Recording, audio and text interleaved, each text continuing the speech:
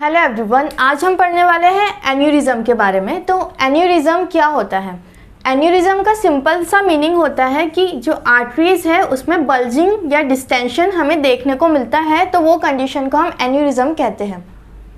और ये बल्जिंग इसलिए होती है क्योंकि ब्लड वेसल वॉल वीक हो जाती है। So by definition it is a distension of arterial wall due to weakening of arterial wall. Arteries की वॉल्स में वीकनिंग होने के कारण यहाँ पे हमें डिस्टेंशन देखने को मिलता है, जिसे हम कहते हैं एन्यूरिज्म। एन्यूरिज्म के क्लासिफिकेशन की अगर हम बात करें तो या तो ये ट्रू एन्यूरिज्म हो सकता है या फिर ये फॉल्स एन्यूरिज्म हो सकता है। हम ट्रू एन्यूरिज्म कब कहते हैं?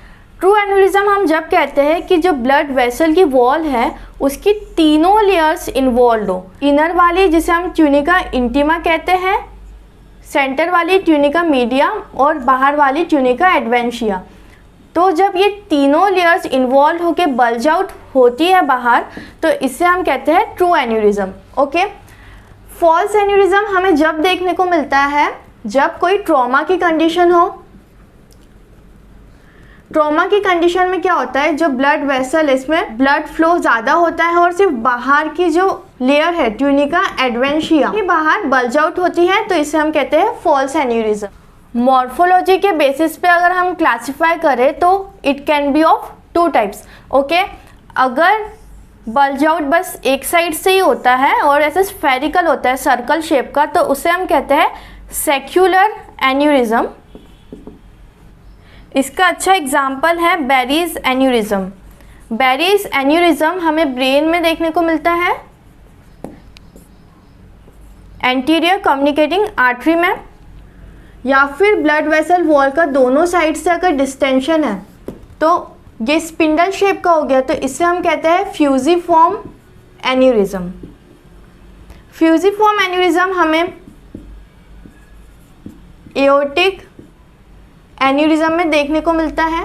एओर्टिक एन्यूरिज्म में भी दो आ जाते हैं, या तो थोरैक्स में हो अगर एन्यूरिज्म तो उसे हम थोरैसिक एन्यूरिज्म कहते हैं, अगर एब्डोमेन में डिस्टेंशन हुआ है तो उसे हम एब्डोमिनल एन्यूरिज्म कहते हैं।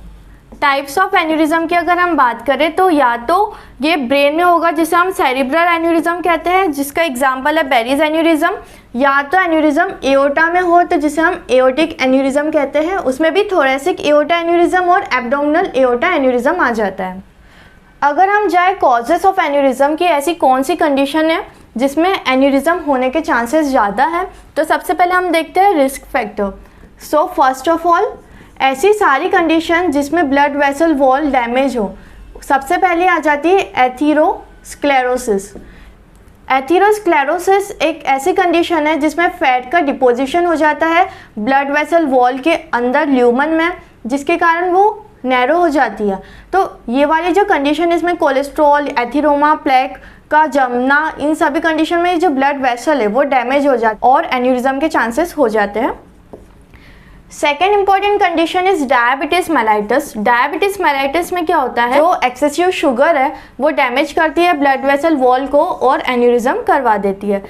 Third important condition is obesity. Obesity वाली कंडीशन में एक्सेसिव फैट होने के कारण वो डैमेज करता है ब्लड वेसल वॉल को, तो ये भी रिस्क फैक्टर में आ जाता है। फोर्थ कंडीशन ऐसे लोग जो कि अल्कोहल कंज्यूम करते हैं और टोबैको च्यूइंग करते हैं, तो इन कंडीशन में भी एन्यूरिज्म हो जाता है। Fifth cause is syphilis. तो सिफिलिस में भी टर्शियरी सिफिलिस के टाइम पर थोरैसिक एओर्टा एन्यूरिज्म हमें देखने को मिलता है।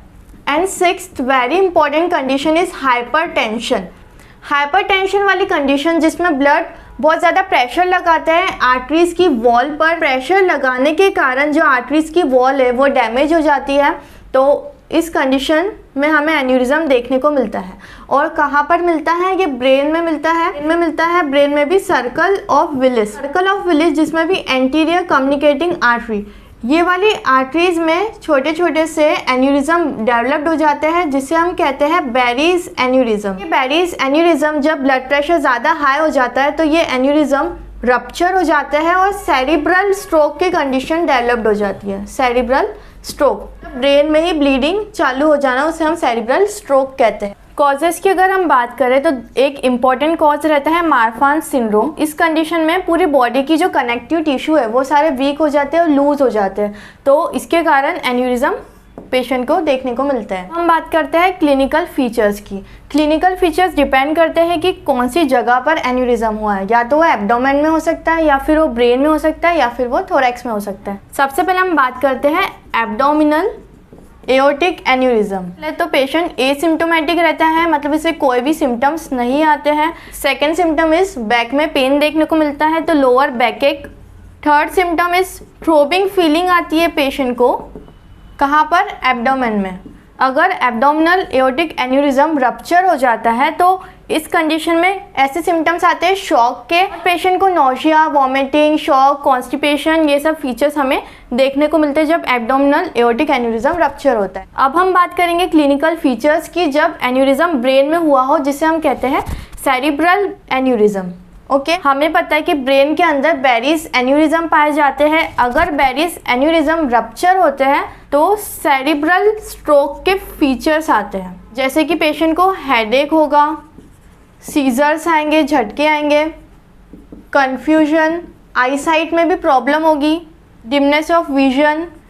ये सब कंडीशन हमें इसलिए देखने को मिल रही है क्योंकि ब्रेन में ब्लीडिंग हुई है, स्ट्रोक की कंडीशन डेवलप हुई है। स्टिफ नेक एकदम स्टिफ हो जाएगा, सेंसिटिविटी टू लाइट। तो ये सारे सेरिब्रल स्ट्रोक के फीचर है कि पेशेंट को कन्फ्यूजन होगा, हेडेक होगा, डिमनेस ऑफ विजन रहेगी, ये सब सेरिब्रल स्ट्रोक के फीचर्स है। इन्वेस्टिगेशन की अगर हम बात करें क्या क्या इन्वेस्टिगेशन करवाएंगे, तो अगर ब्रेन में एन्यूरिज्म है तो सीटी स्कैन के थ्रू पता लगाएंगे।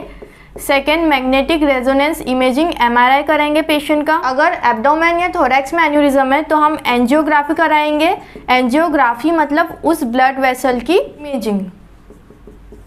एब्डोमेन में है तो USG कराएंगे। अल्ट्रासोनोग्राफी के थ्रू भी हम एन्यूरिज्म, ऐसा कोई बल्जिंग या आर्टरी में, ये हम पता लगा सकते हैं। लास्ट वन इज ट्रीटमेंट, कि हम क्या ट्रीटमेंट देंगे। अगर हाइपरटेंशन की कंडीशन है जिसके कारण एन्यूरिज्म है तो सबसे पहले हमें वो एन्यूरिज्म को रप्चर होने से रोकना है, तो हम एंटी हाइपरटेंसिव ड्रग्स देंगे।